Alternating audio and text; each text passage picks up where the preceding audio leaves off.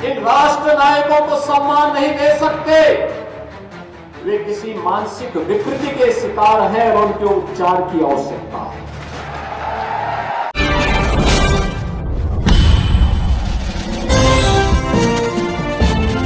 राष्ट्र नायक की श्रेणी में भारत माता के वही सपूत हैं जिनका पूरा जीवन भारत माता के लिए समर्पित था।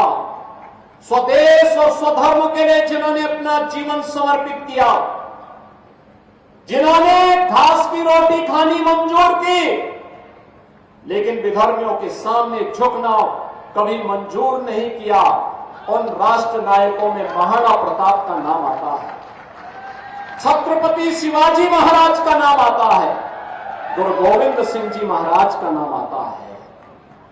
बहनों और भाइयों, स्वतंत्र भारत में इन राष्ट्र नायकों का आदर्श हम सबकी एक प्रेरणा है और वही प्रेरणा के बल पर हम लोग कुछ कर पाते हैं।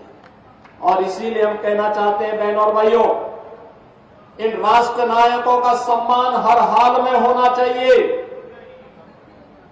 जो लोग इन राष्ट्र नायकों को सम्मान नहीं दे सकते, वे किसी मानसिक विकृति के शिकार हैं और उनके उपचार की आवश्यकता है।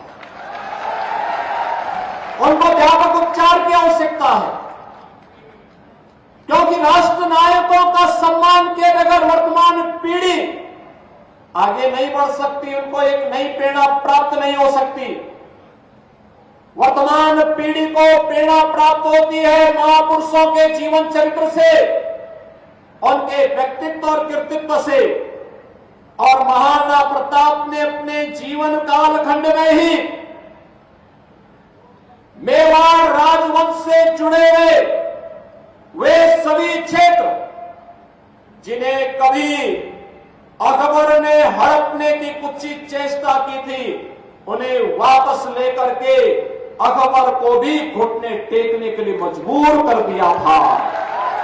और इसीलिए तो हम कहते हैं कि नायक तो महाराणा है, महाराणा।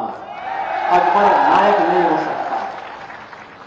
नायक छत्रपति शिवाजी महाराज हैं, जिन्होंने औरंगजेब को घुटने टेकने के लिए मजबूर किया और घुटते घुटते बेमौत मरने के लिए मजबूर कर दिया था। इसलिए नायक छत्रपति शिवाजी महाराज है, औरंगजेब नहीं हो सकता है।